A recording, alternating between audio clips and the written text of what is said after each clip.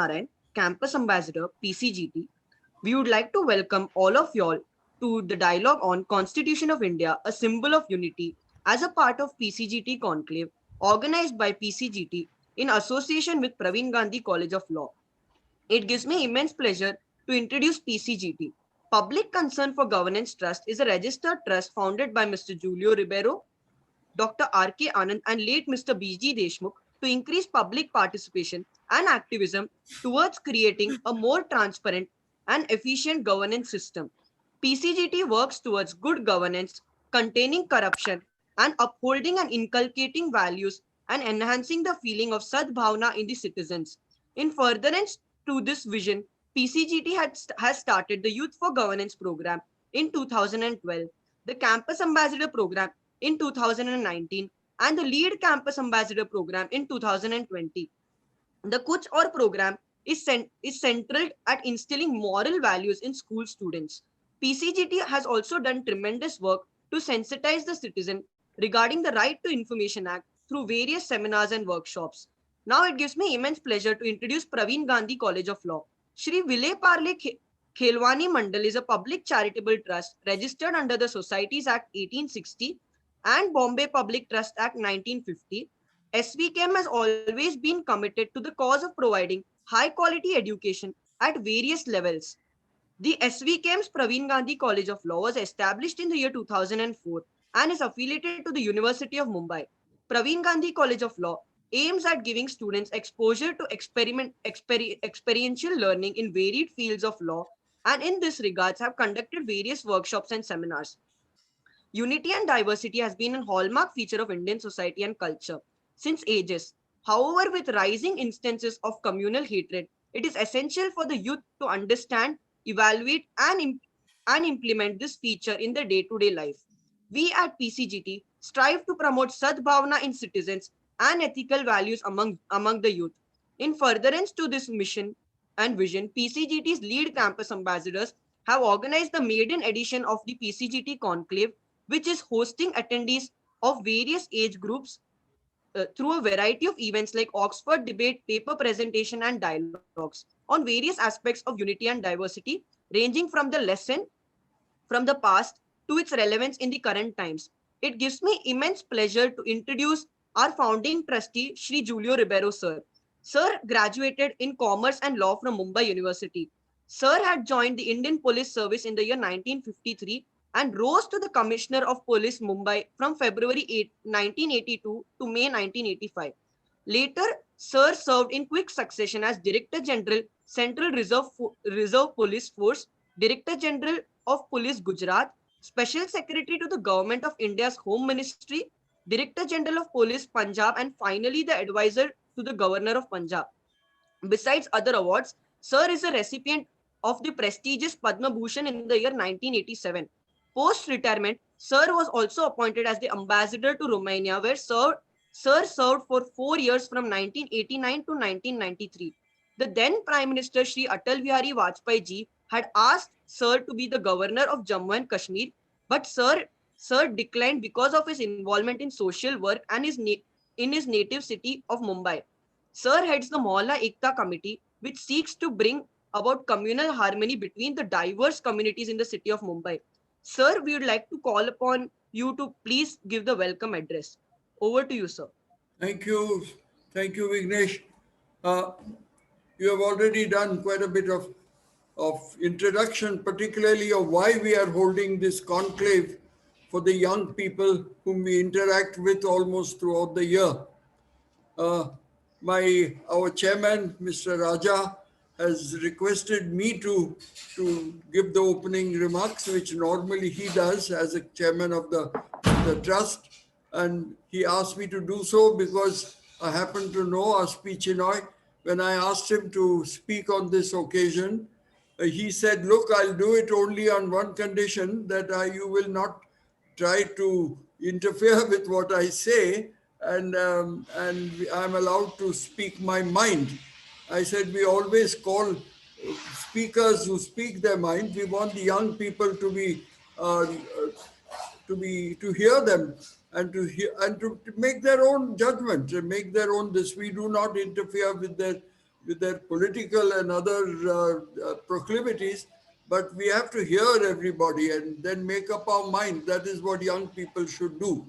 And this very subject of communal harmony, which we are talking about, is one of the two evils that the PCGT has always been trying to fight.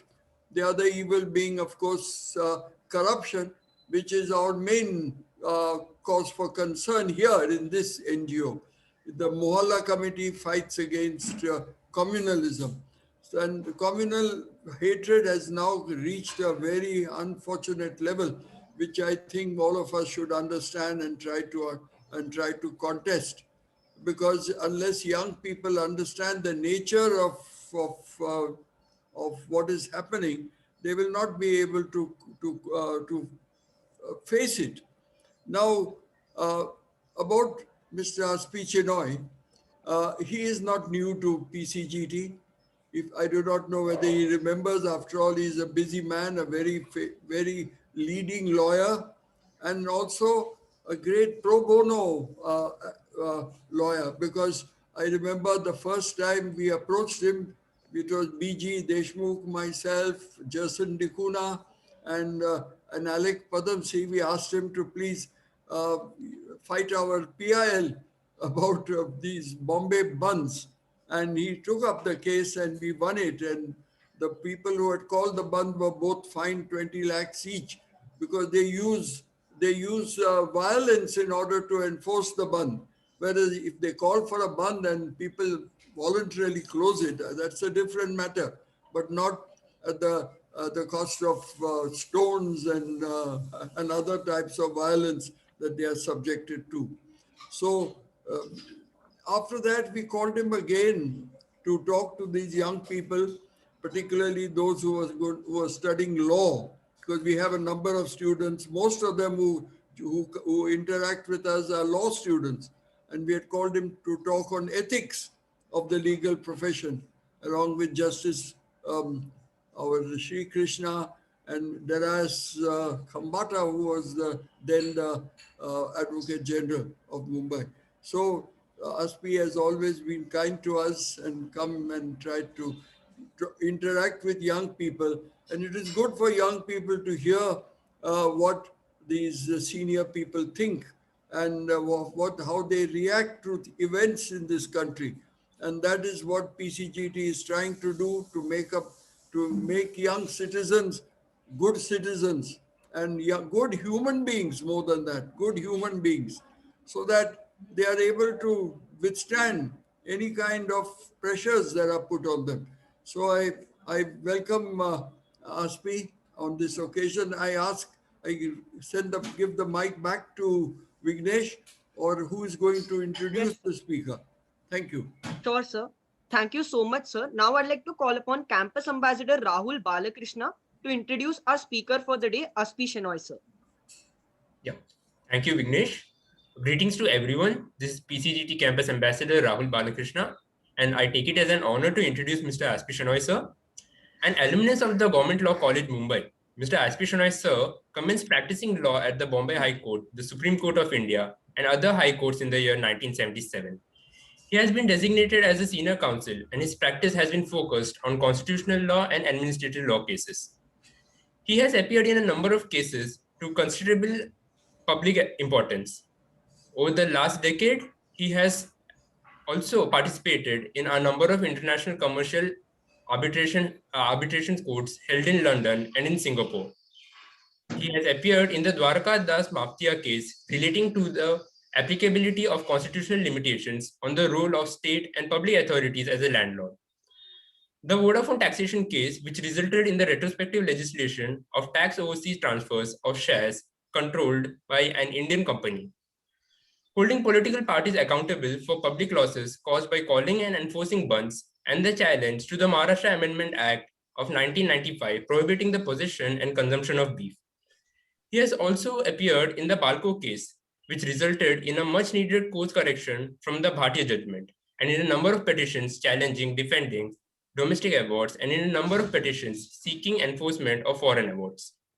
Now I would like to call upon Mr. Aspi Shenoy, sir, to enlighten us with his words of wisdom. Over to you, sir. Good morning. First of all, Mr. Ribeiro, Mr. Raja, and all the campus ambassadors, thank you for this opportunity of addressing you all on this topic. Mr. Ribeiro, of course, is a living legend. I think more than what he says, it's the experience he brings to this world, both in government and outside. And it's always a pleasure to be associated with him. Now, today's topic deals with, I think the words are Constitution of India, a symbol of unity in diversity. The words are simple enough, but believe me, they hide a quagmire of conflicts, interests, and fundamental issues regarding the idea of India. So I'm told I will take about 40 minutes. Normally I would have some trepidation for talking that long because it's very difficult to hold anyone's attention for so long. But I've been thrust with the time limit and I hope I shall not bore you all with it. Now, let me first say that this topic necessitates a brief preliminary discussion on what is a constitution. Very briefly, a constitution is not mere law.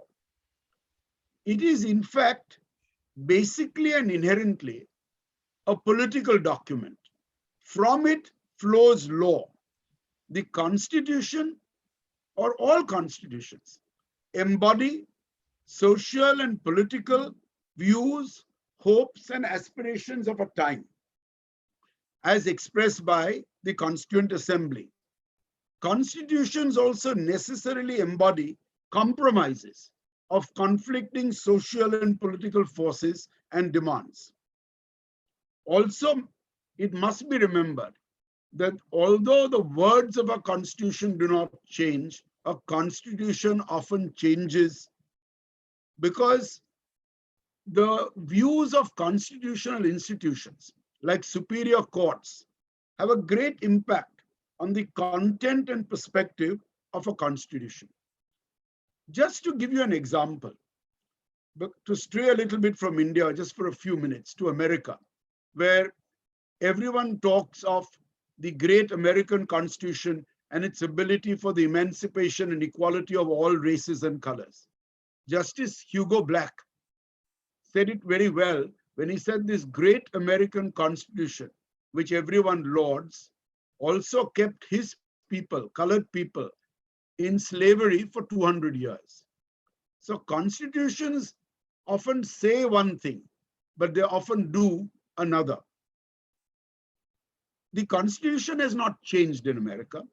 It's the judicial interpretation of the same by the United States Supreme Court, which resulted in the emancipation of colored people. And the last comment on this prefatory note is that since the Constitution is a political legal document reflecting social and political choices of a time of the Constitution makers, to understand a Constitution, one necessarily has to go to the social and political forces in the context of which it was made and the political and social forces which have subsequently, I submit, greatly affected its, in fact, de facto content. Now, that's just the first part, because we must realize we're not dealing with a law. We're not dealing with something simple. This is basically a social and a political document. Now, look at why the Constitution of India became the way it was in 51. India was and is home to one of the world's most heterogeneous societies. Several races converged on the subcontinent, bringing with them their own cultures, languages, religions, and customs.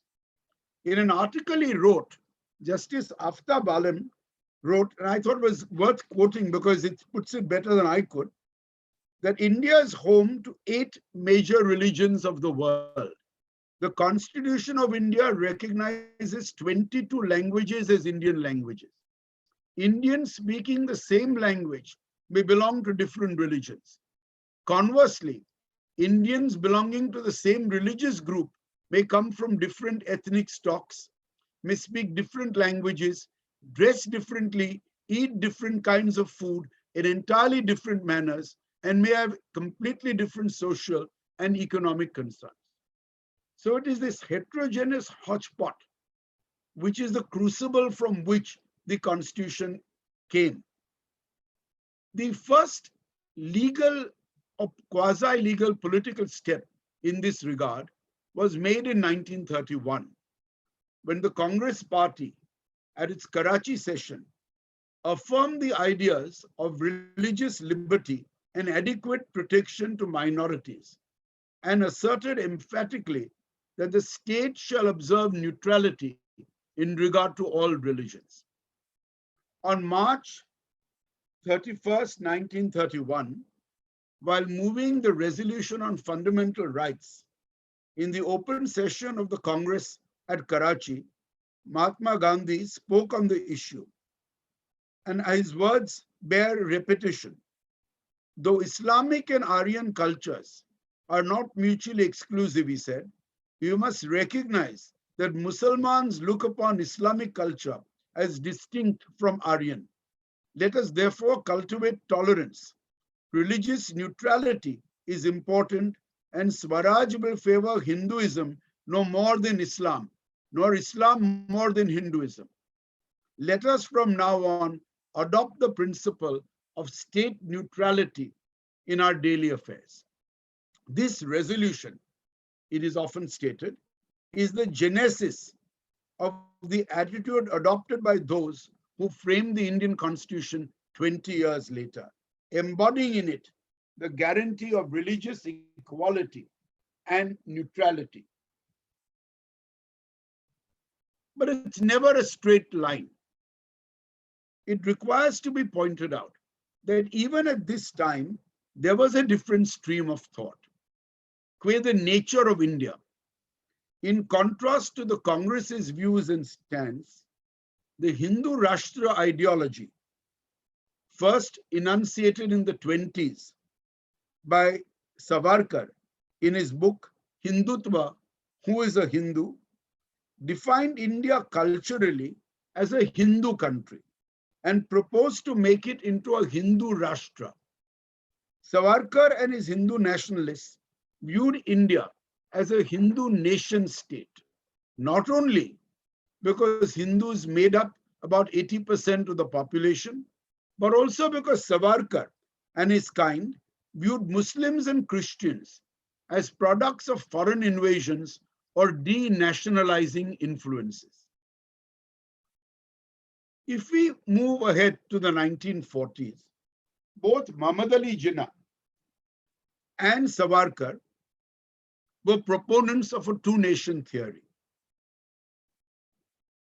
But as Nirja Jayal, a political scientist, has written, the difference between the two was that Jinnah wanted the territory of undivided India to be cut into two, with one part for Muslims.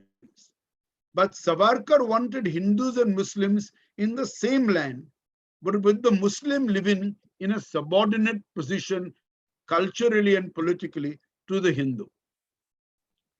That unequal citizenship was what the RSS and its splinter groups and offsprings and affiliates, such as the BJP, considered and still consider right and proper.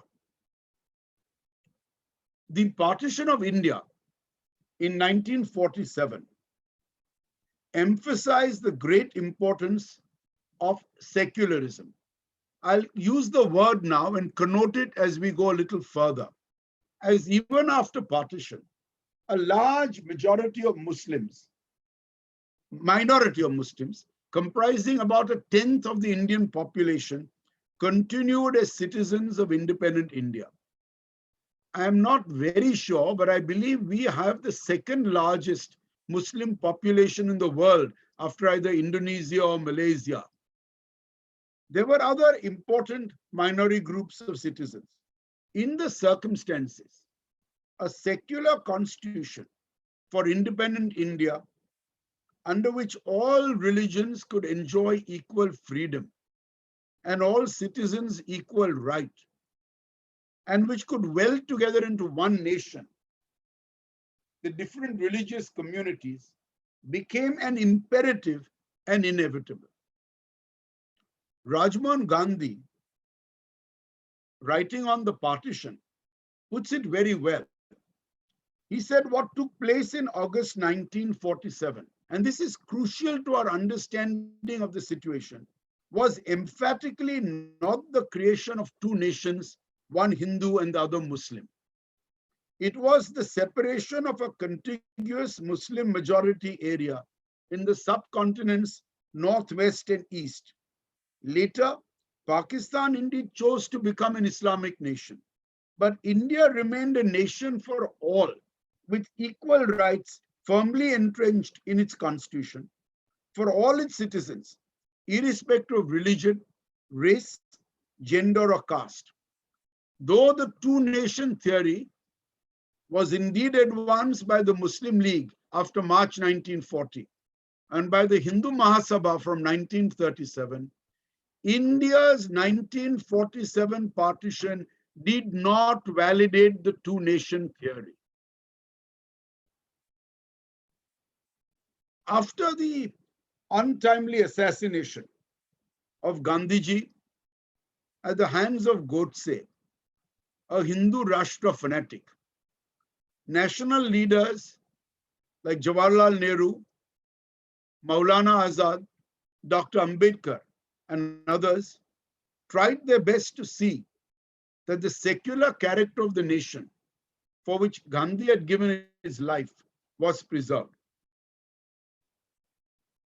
The Hindu nationalists, I use that term as meaning largely the Hindu Rashtravadis, largely from the RSS and its associated units, which later came to populate the Jansangh and now the Bharatiya Janata Party and their affiliates, harbored a starkly different view of India. They saw India as a majoritarian nation state, not a multicultural one.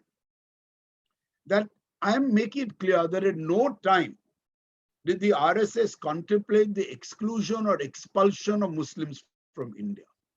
It was only that they insisted and they believed that since it was going to be a Hindu Rashtra, the presence of Muslims and others would be subordinated to their political and cultural ascendancy.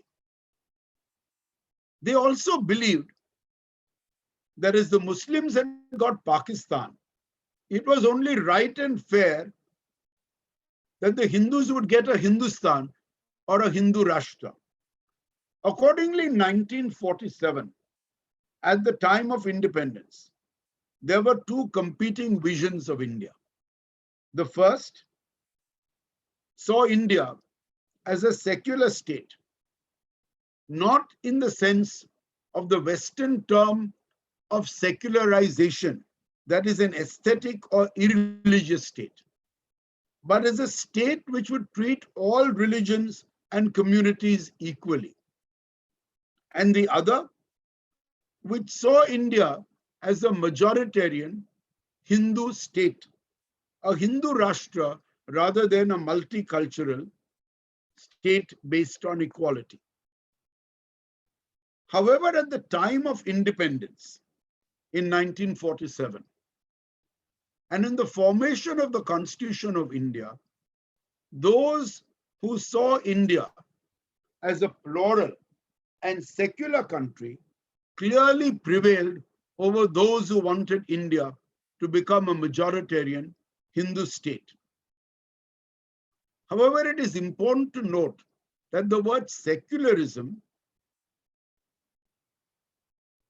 was not in fact accepted by the Constituent Assembly as the strict Western concept of strict separation of state and religion, but rather as the equal treatment by the state of all religions. In fact, it's important to note that because of this ambiguity of the term secularism as meaning an an atheist state or a state with strict separation from religion, the term secularism was not introduced in the Indian Constitution. In fact, two attempts in the Constituent Assembly to bring it into the Constitution were rejected, as it might have connoted a separation of a state from all religions. As Dr. Radhakrishnan put it quite well, the religious impartiality of the Indian state is not to be confirmed with secularism or atheism.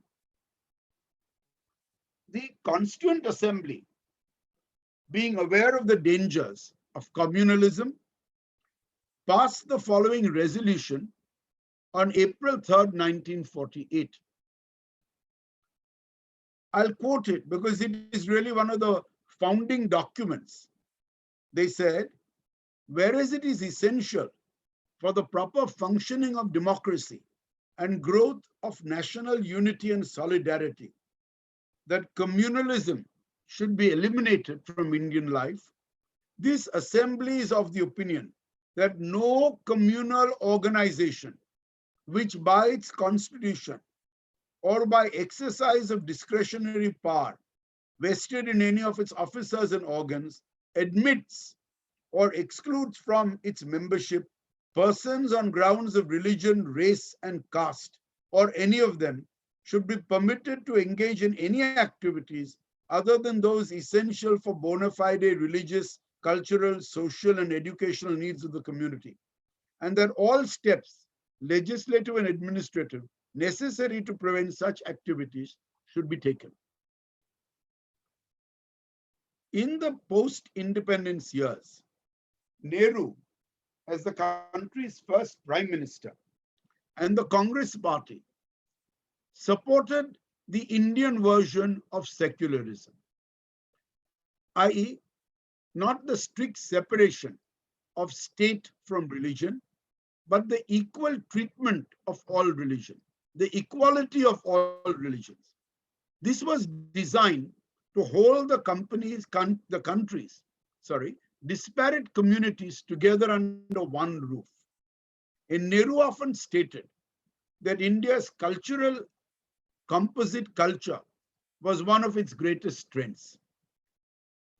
During the Constituent Assembly debates, Nehru declared that secularism, as understood above, that is equal treatment of all religions, was an ideal to be achieved, and that establishment of a secular state was an act of faith above all for the majority community, because they would have to show that they can behave towards others in a generous, fair, and just way. There was, of course, a lot of discussion on what was meant by secular Indian constitution, although the word was never brought in because of the confusion between an atheist constitution and an equal treatment constitution. When objections were voiced in the Constituent Assembly to the concept of equal treatment or secularism, Pandit Lakshmikanta Mitra explained it quite well. He said, by a secular state, as I understand, it is meant that the state is not going to make any discrimination, whatever on the ground of religion or community, against any person professing any particular form of religious faith. This means, in essence, that no particular religion in the state will receive any state patronage whatsoever. The state is not going to establish, patronize, or endow a particular religion to the exclusion or preference of others, and that no citizen in the state will have preferential treatment or will be discriminated against simply on the ground that he professed a particular form of religion.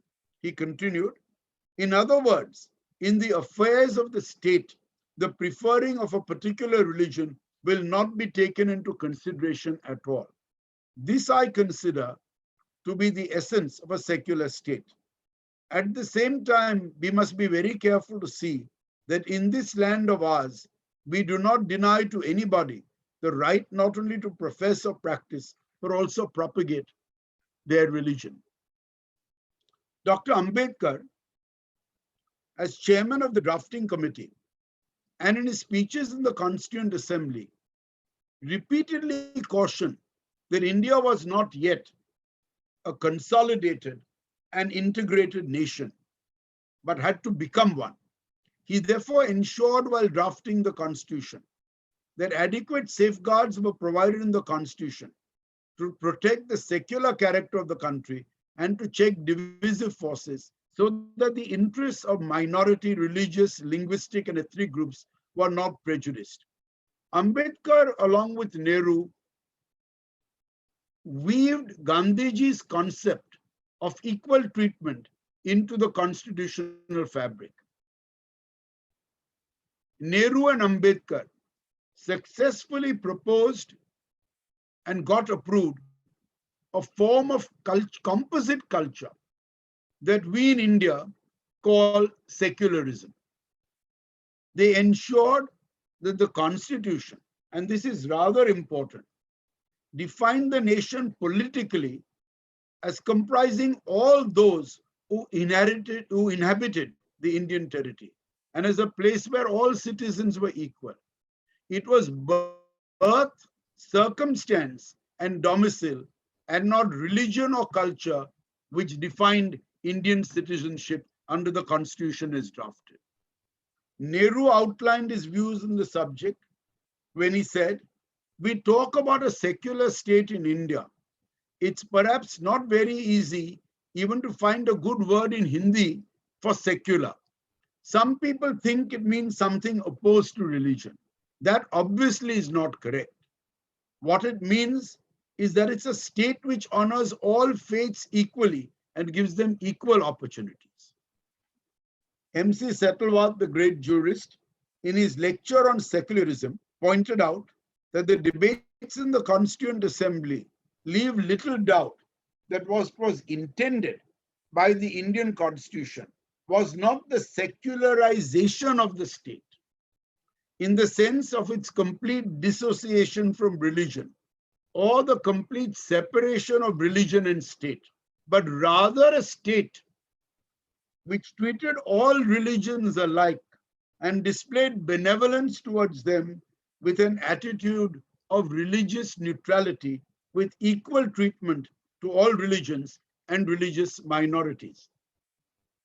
Dr. Radhakrishnan said, "When India is said to be a secular state, it does not mean that we reject the reality of an unseen spirit or the relevance of religion to life, or that we exalt irreligion. It does not mean that secularism itself becomes a positive religion, or that the state assumes divine prerogatives. The faith in the Supreme is the basic principle of the Indian tradition. The Indian state will not identify itself with or be controlled by any political religion. We hold that no one religion should be given preferential status or unique distinction, that no one religion should be accorded special privileges in national life or international relations, for that would be a violation of the basic principles of democracy and contrary to the best interests of religion and government." In his book, The Discovery of Faith, he stated that religious impartiality of the Indian state was not to be confused with secularism in the Western sense, the strict separation of state from religion, or atheism. In accordance with the religious traditions of India, secularism as per the Indian Constitution is for living in harmony with each other. The fellowship is based on the principle of diversity and unity, which alone has qualities of creativeness.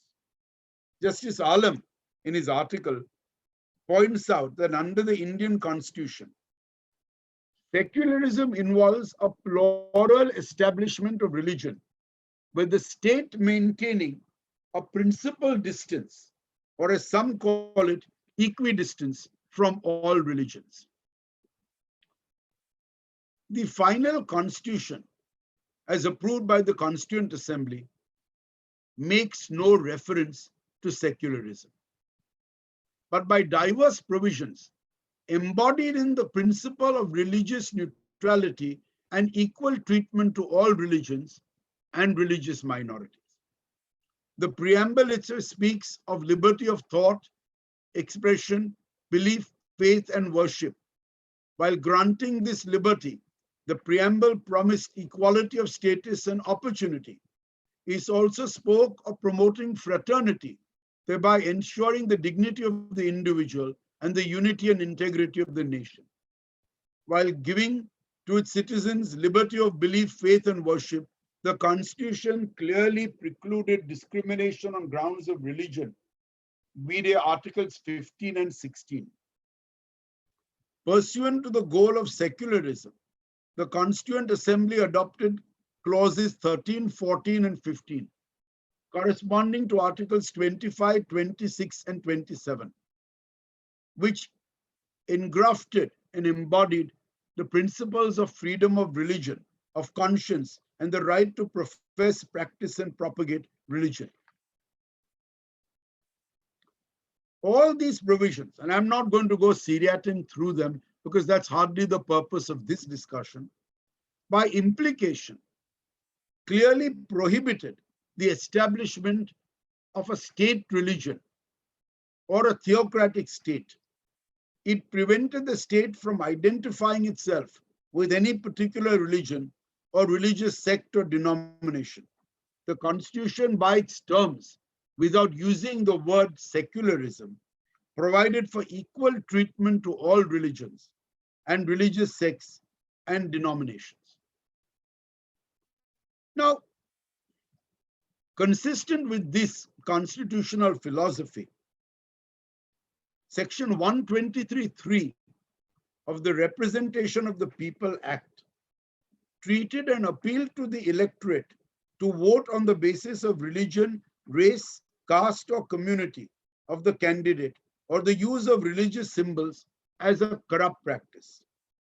This section initially opened with systematic appeals to this effect.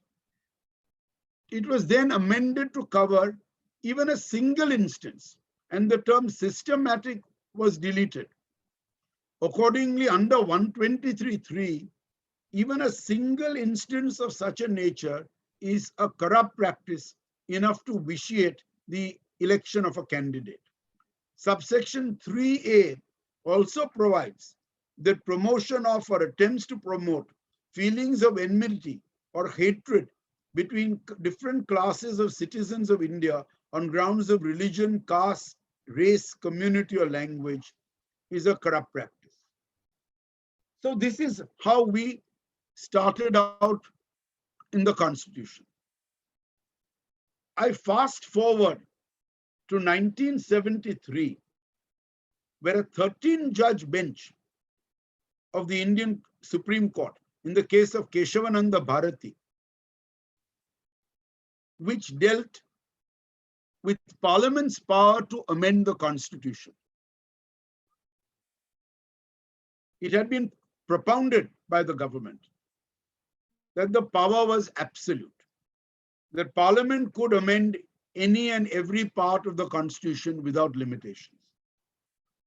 The 13-judge bench said that while the power to amend extended to all provisions of the Constitution, the power to amend could not be used to alter or detract from the basic structure of the Indian Constitution, the basic structure test.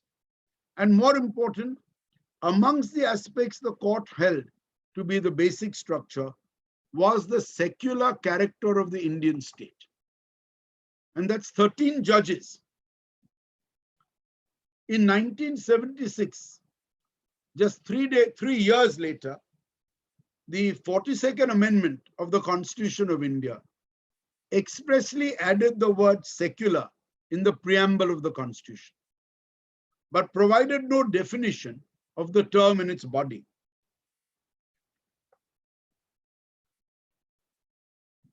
Then we go on to 1994, which I have always termed as the high point of Indian secularism. And it arose in a very peculiar situation.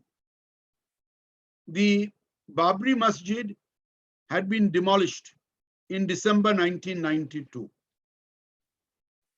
Various state governments, which were then under the control of the Bharatiya Janata Party, had in fact apparently colluded with and supported the movement which resulted in the demolition.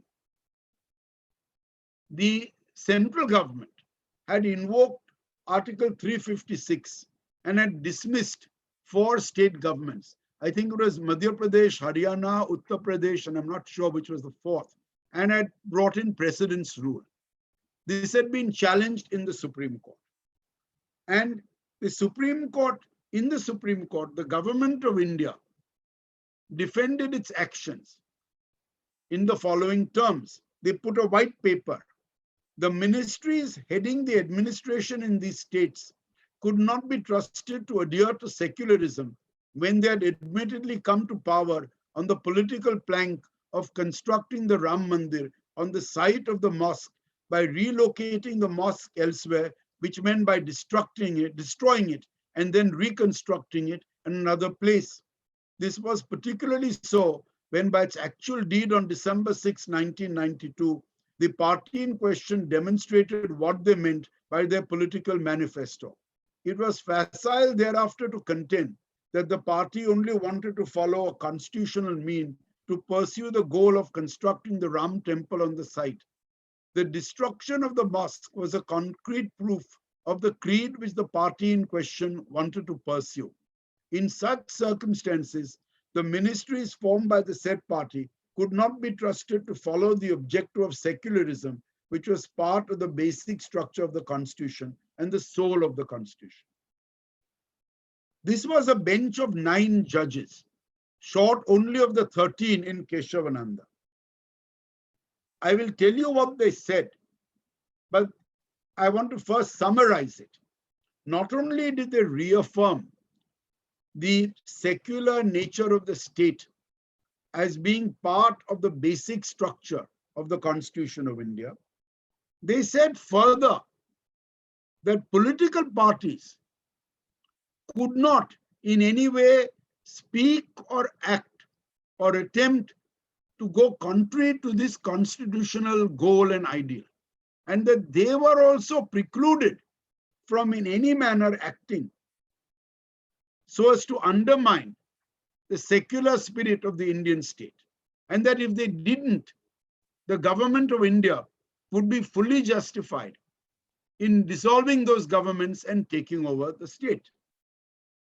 I'll read the 5 points because it's the Bomai judgment as this 9-judge bench is the highest point of Indian secularism. They said that a political party should neither invoke religion nor be dependent on it for support or sustenance. That as Article 25 inhibits the government to patronize a particular religion or state religion overtly or covertly, a political party is therefore positively enjoined to maintain neutrality in religious beliefs and prohibit practices derogatory to the Constitution and the laws. Introduction of religion into politics is not merely a negation of the constitutional mandate, but also a positive violation of the constitutional obligation. And then they said that given the above, it is clear that if any party or organization seeks to fight the elections on the basis of a plank, which is the proximate effect of eroding the secular philosophy of the Constitution, it would certainly be guilty of following an unconstitutional course of action. Political parties are formed and exist to capture or share state power. The Constitution does not recognize, it does not permit the mixing of religion and state power. Both must be kept apart. That is the constitutional injunction. None can say otherwise so long as this constitution governs this country. Introducing religion into politics is to introduce an impermissible element into the body politic and an imbalance in our constitution system. If a political party, and these words seem prophetic, espousing a particular religion comes to power, that religion ipso facto tends to becoming in practice the official religion, and all other religions come to acquire a secondary status or a less favorable position.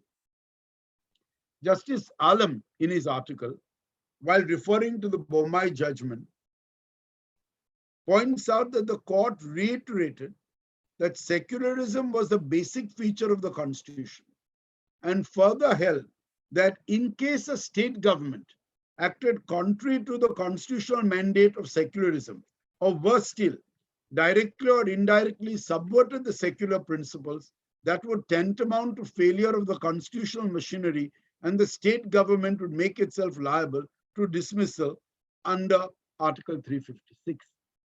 1994 and the enunciation of the principles in Bommai marked the high point of constitutional secular democracy. Unfortunately, the Bommai court could not or did not consider what would happen if the party in power at the center itself espoused a particular non-secular policy or majoritarian policy, because there is no one to dismiss it. State governments who do that, you can dismiss them, but no one, it was just not contemplated that the central government itself would at any time take on the hues of a non-secular color. Now, that really finishes the first part of where Indian constitutional secularism reached. The second part deals with what happened to Indian constitutional secularism. And that is also worth noticing, because that is as much a consequence of the social and political forces that followed as the framing of the constitution in 47 to 49 was. And this part is of more topical interest to the time we live in today. We have to go a little back. In the 1980s, Indian secularism, political secularism, came under increasing strain by the 80s, owing to the Congress party's opportunistically pandering to some religious groups and leaders. In 1984, in dealing with the divisive Shah Bano case, the Congress invoked Sharia as a template for Muslim communal law in India as a way to mollify Indian Muslims. This political strategy, I would say failure more than strategy, enabled the Hindu Rashtravadis, the Sangh Parivar, to claim that the Congress party was indulging in pseudo-secularism, a word which now has become part of the common vocabulary of Indian politics, a pejorative term that connotes minority appeasement. The Congress eroded the tradition of secularism by its actions. It in fact opened the door for Hindu majoritarianism to gain widespread political salience. And I'm only saying it as a footnote that the Congress tried to correct minority communalism by majority communalism, with the Babri Masjid, and by opening the gates which had been remained locked since the 1940s. The BJP was founded in 1980.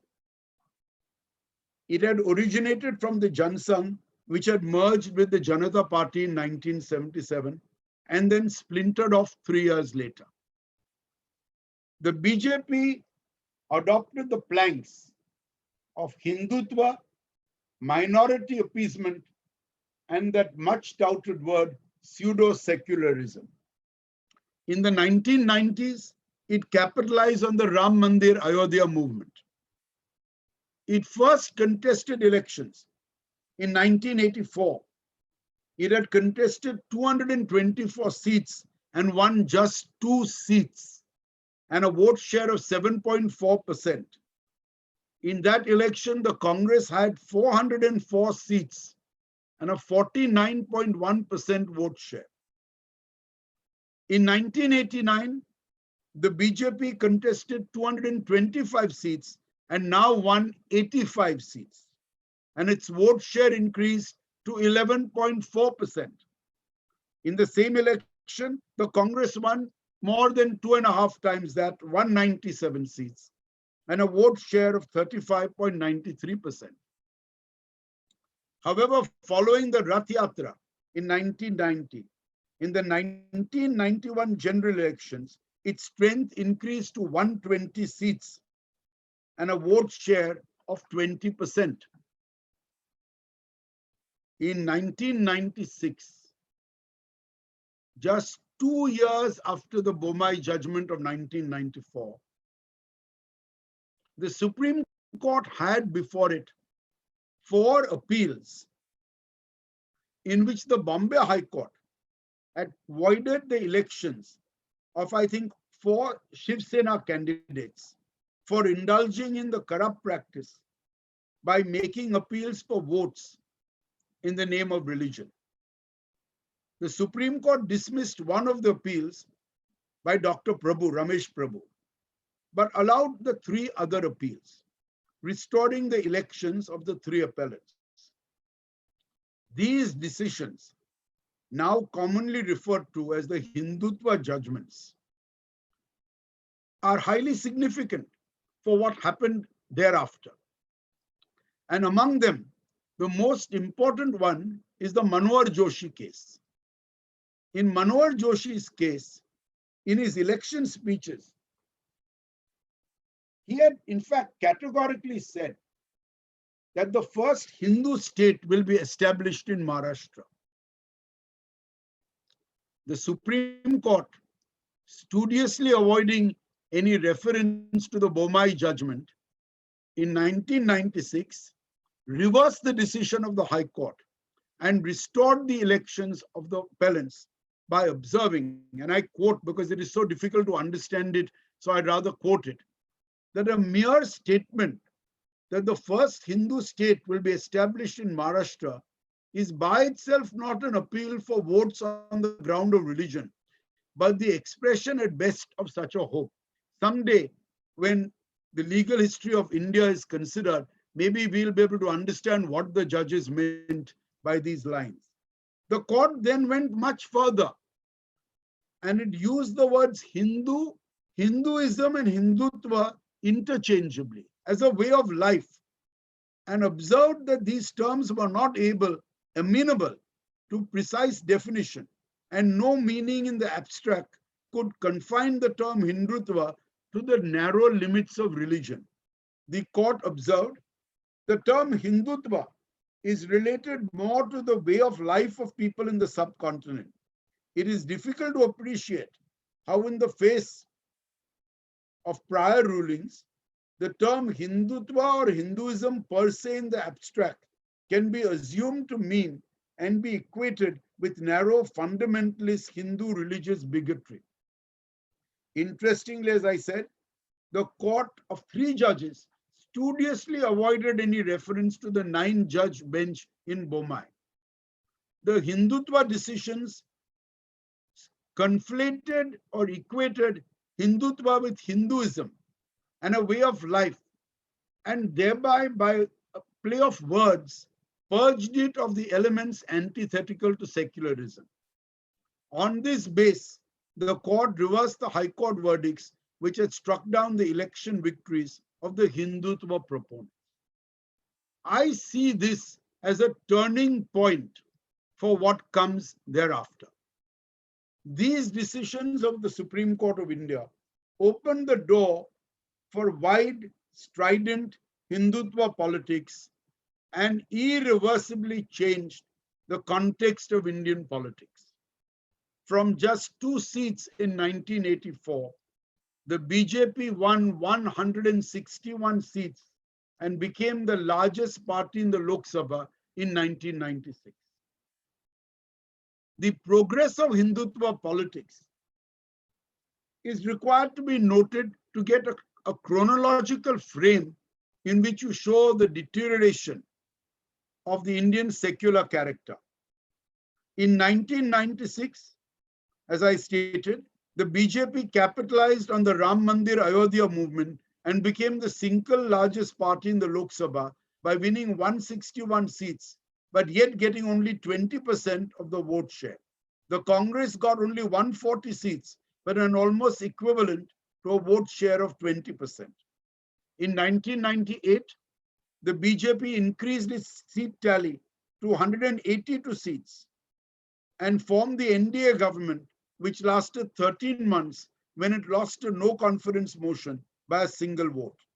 In 1999, in the backdrop of Kargil, the BJP came back to power as the NDA and won 270 seats, with the BJP itself getting 182 seats and 23.75%. This BJP Vajpayee NDA government lasted the full term of 5 years. In 2004, the BJP lost the elections. It got only 138 seats and 22% of the vote, while the Congress got 145 seats and 26% of the vote. In 2009, the BJP won only 116 seats and 18% of the vote share, while the Congress won 209 and 28.55%. And then we come to the present day. In 2014, the BJP secured an absolute majority with 282 seats and a vote share of 31.34%. The NDA got 336 seats. The Congress got just 44 seats and 20%. And on the 26th of May 2014, Shri Narendra Modi took office as the 14th Prime Minister of India. In 2019, the NDA got 353 seats and the UPA 90 seats. But the chronology doesn't say it all. As Christopher Jaffrelot writes, from 2014, Hindu vigilantism manifested itself in a variety of ways. It was almost always directed against Muslims and sometimes against Christians. Vigilante groups targeted Muslims, accused them of seducing and marrying young Hindu women to convert them. The much touted word of love jihad. The issue of cow protection was an even more effective way of organizing vigilantism, who formed a new movement called the Gau Raksha Dal. The militia patrolled highways to ensure that Muslims did not take cows to slaughterhouses. For all these vigilante groups, because the fringe has always been there in Indian politics, but has never dominated the political scene, the BJP's rise to power in 2014 was an inflection point. These radical vigilante fringe groups no longer needed to fear police retribution. And in some cases, they even became incorporated into the state mechanism. In the state of Haryana, Gau Raksha Dal affiliated groups armed with hockey sticks patrolled the highway linking Chandigarh and New Delhi, where they inspected trucks, often with the blessing of the state government and the police, likely to be transporting cows. At home in Maharashtra, the BJP government created a new civil service position called Honorary Animal Welfare Officers in each district. All these applicants were largely Gau Rakshaks from various militias that regularly intercepted traffickers and burned their cargoes. This cow-related vigilantism was not a spontaneous reaction of a mob. Certainly, there were people there, ordinary people there, who also took part in this mob violence. But the perpetrators' ideological orientation could be surmised from the fact that they often made their victims raise slogans such as Gau Mata Ki Jai, that the choice of victims for assault had less to do with cow protection than with underlying hostility towards Muslims, is clear in the way Hindu cow breeders and transporters were spared during the attacks. Most importantly, most of the lynchings between 2018 were perpetrated by vigilante militias or the result of the atmosphere they created using social media. And the most important and the most destructive factor to a secular state was that in the BJP ruled states, there was an osmosis between non-state vigilante groups and the state. This blatant collusion between the police and the violent fringe of the Sangh Parivar was indeed the start of a transition from a state building process in which the administrative and coercive apparatus is supposed to treat all citizens equally, to a state formation where majoritarian non-state actors impose by force and coercion a social and cultural order. This confluence or osmosis between non-state actors and the state was a major step towards the formation of a de facto Hindu Rashtra based on unofficial societal regulation with the blessing of the official state. If one day the constitution is amended to take cognizance of the reality, it may become a de jure Hindu Rashtra. Moreover, this polarization was accompanied by a relentless propaganda blitz carried out at 3 levels by the BJP and its affiliates and their IT cell and their troll armies, which spewed out misinformation and sought to disseminate hate and prejudice. 2, by certain TV channels who virtually acted as the information and propaganda ministries of the party in power. And 3, at the official level by the government itself. This propaganda blitz has sought to change and might well have succeeded in changing the narrative away from a secular state to the dominance of Hindutva culture in the establishment of a Hindu Rashtra. This propaganda blitz, especially at the first level, the social media level, has demonized, criticized Muslims and even non-Hindu Hindutva, Hindu liberals, and has also sought to create in the Hindu, who is otherwise a liberal at large, a sense of unease and prejudice by harping wrongly on minority appeasement.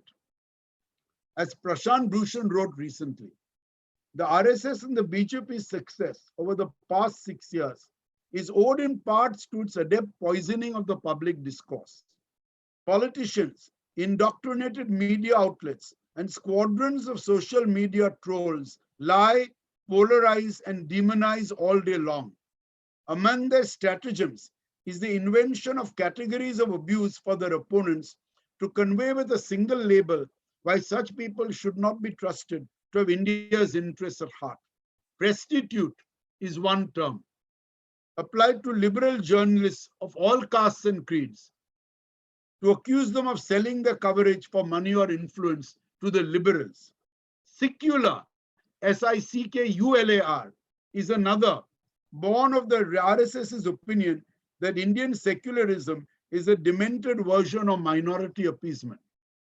The third term, of course, is JNU type, referring to leftists of every stripe, from Maoists yearning for revolution to moderates who oppose and abhor Hindutva.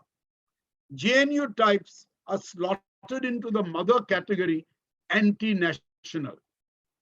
As Avijit Pathak, professor of sociology at JNU, said, this propaganda and its attacks are not directed merely against Muslims. It is no less hostile to those Hindus who think and live differently. While some are castigated as leftists, pseudo-secularists, and urban Naxals, the rest are regarded as effeminate idealists or Gandhian fools. So far have we come. Writing in the Indian Express a short while back, Darius Khambhata, the ex-Advocate General of Maharashtra, has pointed out that the beef ban, the love jihad laws, and the degrading of protesters marks a sinister trend of state policy of defraternization. The politics of majoritarianism is built on defraternization of minority sections of society. The methods are old. The Nazis brainwashed the Germans with propaganda, adopting Goebbels' doctrine of the big lie. They calibrated truth and history and demonized the Jews. Moreover, as Pratap Bhanu Mehta wrote in December 19, the BJP has successfully, BJP meaning the compendious whole, has altered the response of courts and judges by relentless campaigns and propaganda, which has changed the norms and perceptions of politics and society, that undoubtedly affect the perception of law. Given that so much constitutional adjudication mixes both normative, what is the right thing to do, and what is perceived public sentiment, the BJP has effectively colonized the law by conveying through a well-greased propaganda machine and a complicit and at times enthusiastic TV media a different sense of what public sentiment is. This is apparent from the Supreme Court judgment in the Ayodhya case. I hope I'm not, I'll try my best to hurry it up and I do not want to extend time. The judgment is important because it's a major step in the redefinition of India's constitutional secularism from the idea that institutions would be scrupulously neutral, not favor any religion, and follow the text of the law. To understand how far judicial and Indian views have changed, please remember that after 1992, almost everyone expressed shock and remorse at the demolition of the Babri Masjid. And quite a few of them spoke of the necessity to reconstruct the mosque. A decade later, by the time the appeal was heard in the Supreme Court, not a single body or political organization even proposed the reconstruction of the mosque. The BJP had already won the political and intellectual battle of Ayodhya by the time the judgment came out. So while the judges acknowledged that the demolition of the mosque was illegal, they termed it an egregious violation of the law. That apparently had no meaningful outcome bearing on the outcome of the case. So I say that by the time we reached the Ayodhya judgment, the Supreme Court has done a complete U-turn on its Bommai high heydays.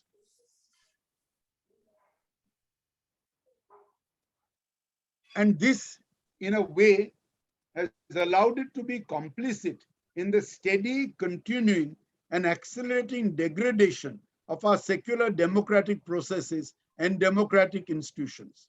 The reputation of the Supreme Court today may well be at its lowest in the emergency. In a commentary on the last Chief Justice, who was later promptly nominated to the Rajya Sabha by the court, Gautam Bhatia, an advocate practicing in the Supreme Court, writes that under his tenure, the Supreme Court has gone from an institution that was at least formally committed to the protection of individual rights as its primary task to an institution that speaks the language of the executive and has become indistinguishable from the executive.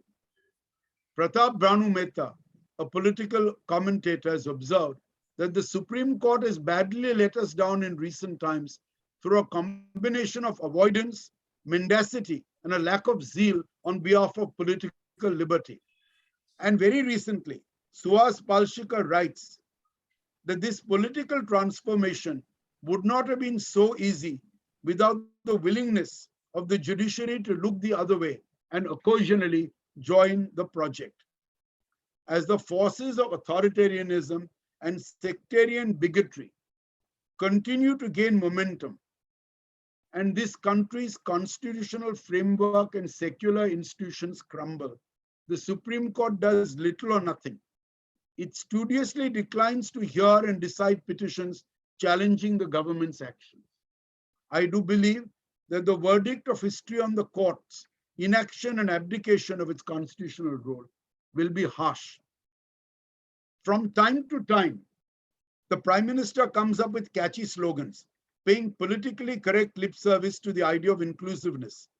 But in truth, it is apparent that the government, and of course the party and its affiliates, there is no real belief in a plural society or on secularism's tenet of equality for all religious denominations before the law. The accent is on catering only to majoritarian sensibilities. In fact, by the time of the second victory of 2019, the Prime Minister himself, the BJP and Sangh Parivar leaders were all openly mocking and celebrating the death of secularism. In his victory speech after the 2019 Lok Sabha elections, Prime Minister Modi mocked his opponents by saying that no political party had even mustered the courage to mention the word secularism while campaigning. Professor Chandok notes that the language of secularism has practically vanished from the political horizon of Indian politics. Whatever remains of secularism is subjected to contemptuous remarks, some ribaldry and offensive dismissible cadres and supporters of the religious right. The concept is, in their depressing, vulgar and crude language, no longer pseudo-secularism, but secularism. Vice President Hamid Ansari, in his book, sees the turning point as 2019 and says it represents the success of popularism assisted by authoritarianism, nationalism, and majoritarianism. He says that today we have a version of nationalism that places cultural commitments at its core and promotes intolerance and arrogant patriotism. And most worrying, he states that the term secularism has almost disappeared from the government's official vocabulary, and in its place, the political ideological effort now is to superimpose the primacy of a religious majority. Writing in the Hindu in 2020, Mr. Sampath referred to a case where a BJP leader in discussion with Kanhaiya Kumar denied being a fascist, but quite readily agreed to being a sympathizer and supporter of Godse. How far have we come that at a time people would never publicly accept their empathy and support for a man who killed the father of the nation to the present. And I thought the most devastating incident occurred recently. In 2020 October, the governor of Maharashtra wrote a letter to the chief minister of Maharashtra protesting at the chief minister's refusal to open places of worship. And he mocked the chief minister by stating, and I quote, he said, "Have you suddenly turned secular yourself, the term you so hate?" When a governor of a state sees bold enough to say these, then you know how far we have come from the Bomai days. Then we have the introduction of this Citizenship Amendment Act. I'm not going to go into that in detail, except to say that it has been in Parliament. The government has repeatedly supported that by relying on the two-nation theory and the fact that this is a natural abode for Hindus. And then I come to the last part. Over the last few years, the BJP and Sangh Parivar have taken control of the central government and are using its powers and police forces to intimidate and attack all those who oppose their vision of a majoritarian society and a Hindu Rashtra.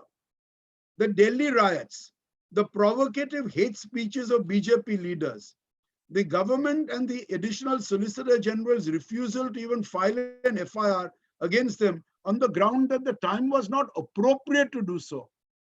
The overnight transfer of Justice Muralidharan of the Delhi High Court, who had sought to question the refusal to take action against hate speech, and the action of the Delhi police in to date failing to take any action against those, speaks volumes for this new India.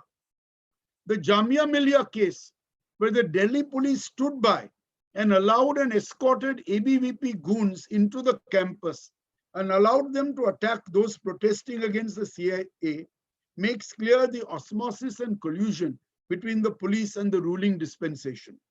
The Bhima Koregaon case, where professors, lawyers, researchers, and an 83-year-old Jesuit priest is languishing in jail for an alleged conspiracy, and at one time I had heard a plan to kill Mr. Narendra Modi, which now fortunately I don't hear them talk of.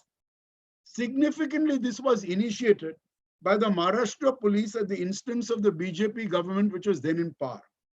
Once the BJP government fell and the MVA government came to power, the government of India was quick to transfer the case to the NIA, a central agency, to continue it.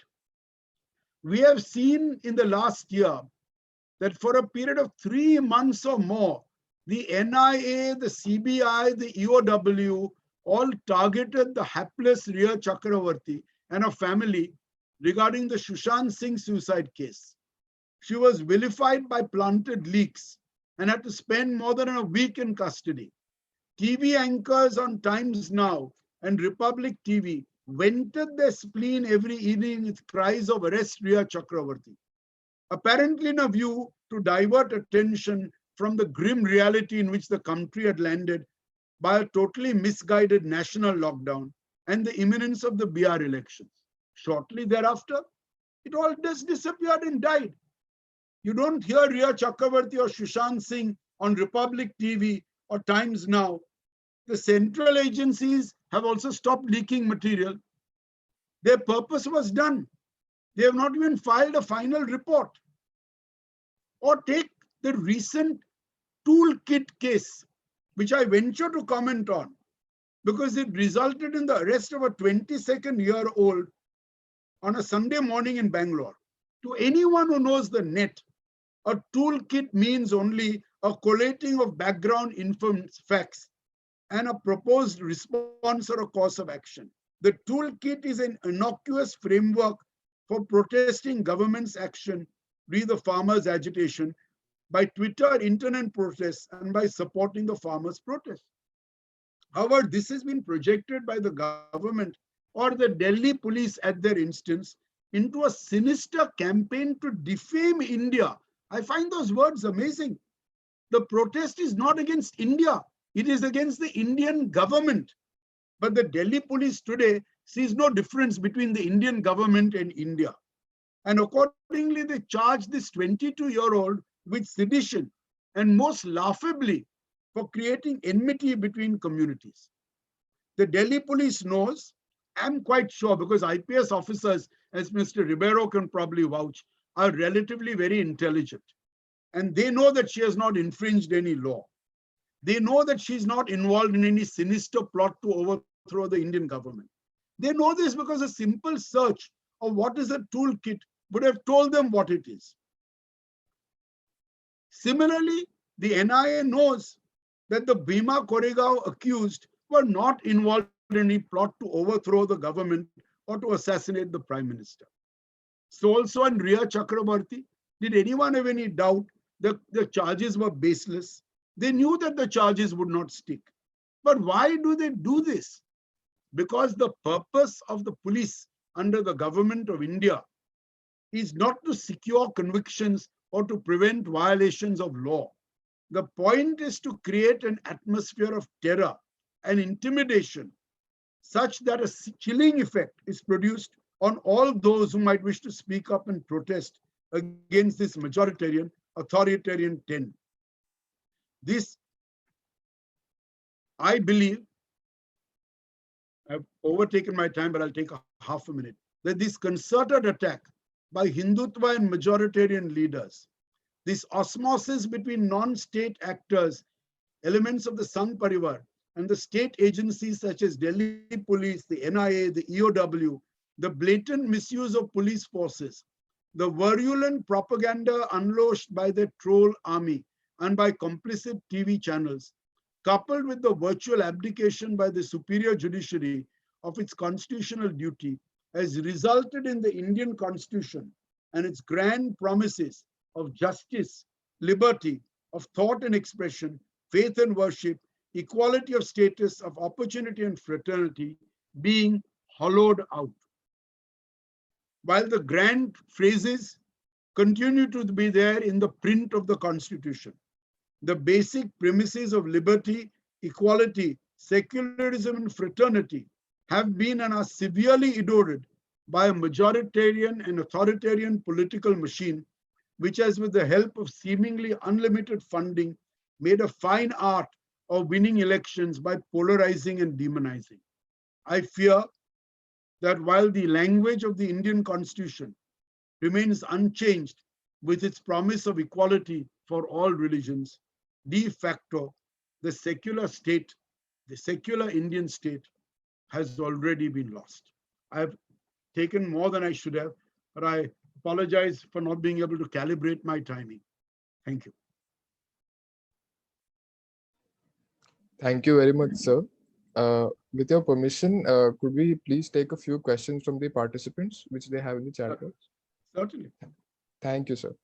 So the first question is, sir, in your opinion, what roles does the directive principles of state policy play in ensuring unity in diversity?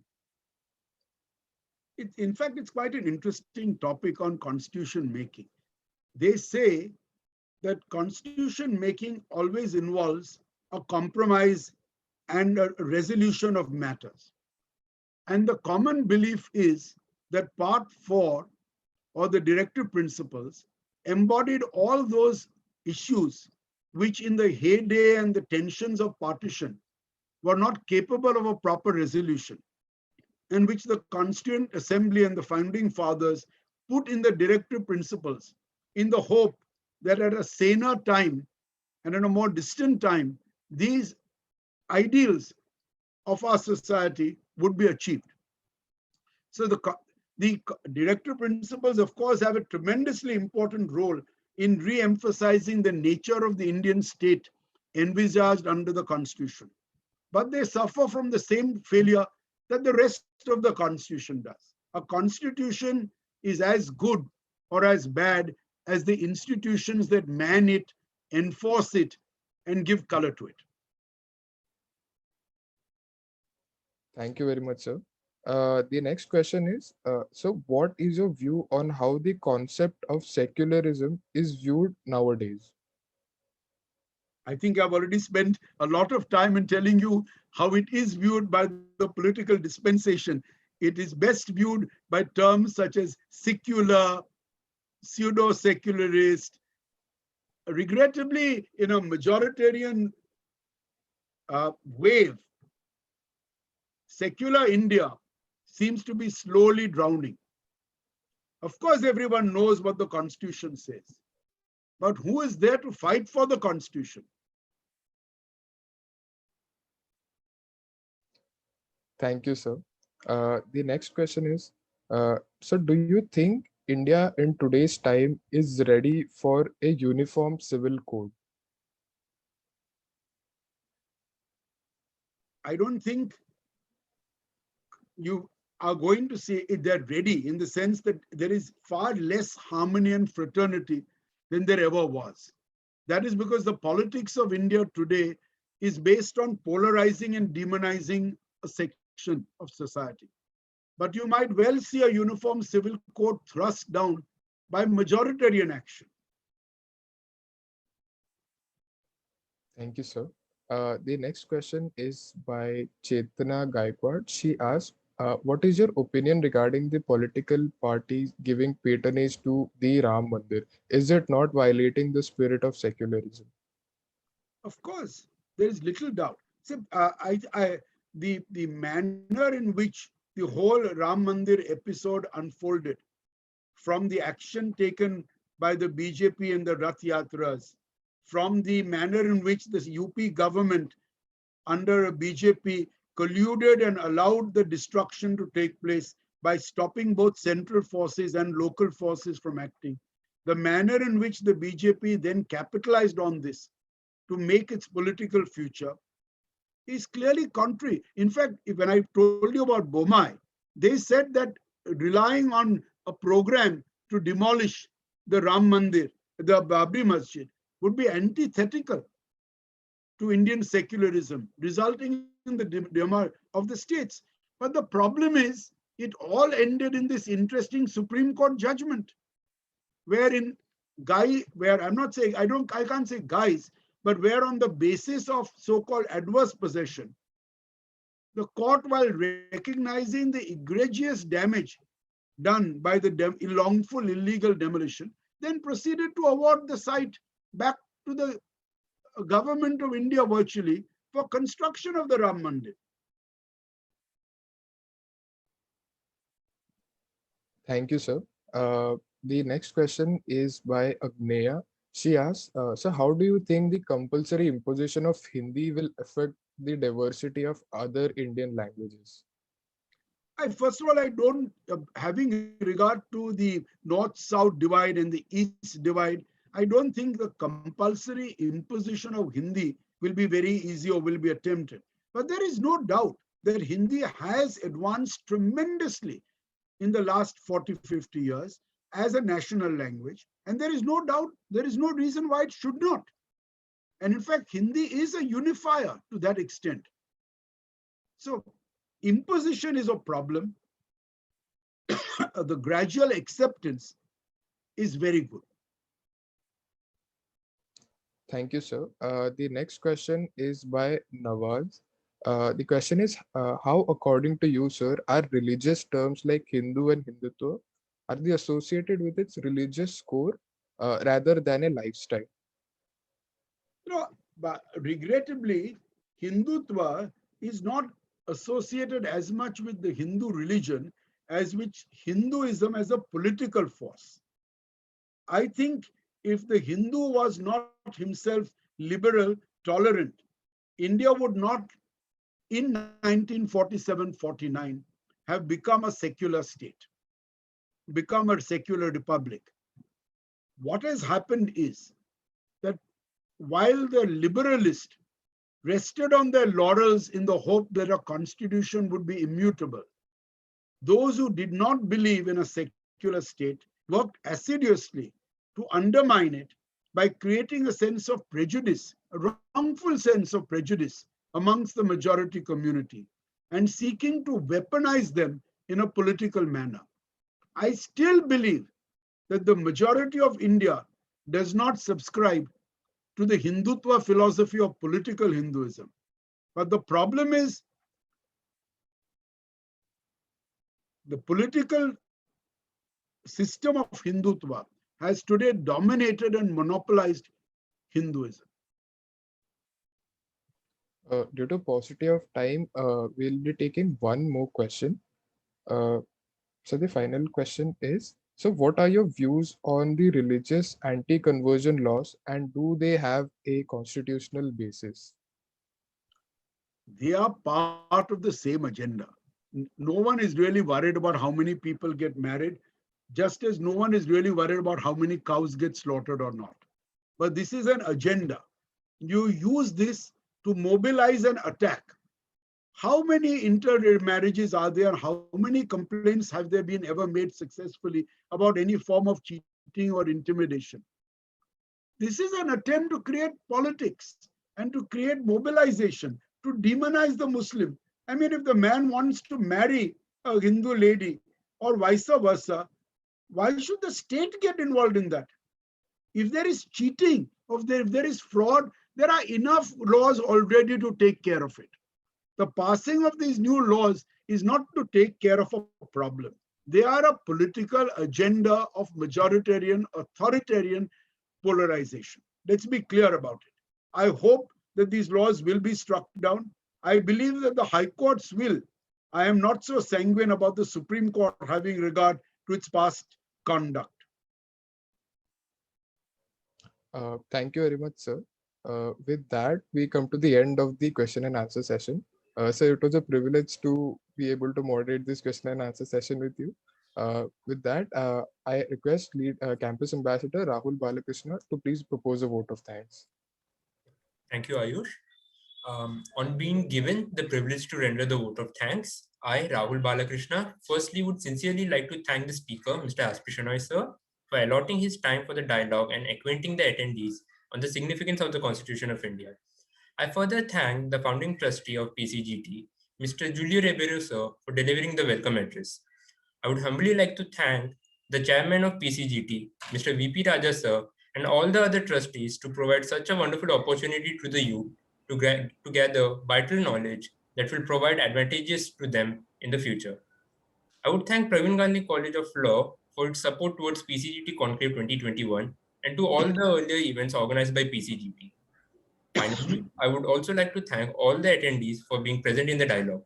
I would request all the attendees to kindly fill up the feedback form which has been provided to them in the chat.